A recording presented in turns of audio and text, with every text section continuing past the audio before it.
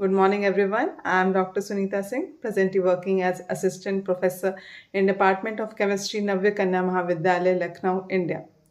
It is an indeed pleasure for me to be part of this conference, which is based on the topic traditional and alternative medicine, where I have presented my work on the topic role of palliative care in aromatherapy.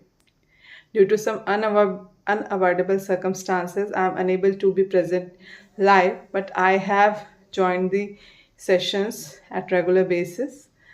And I would like to congratulate the team of Conference Mind who are very cooperative.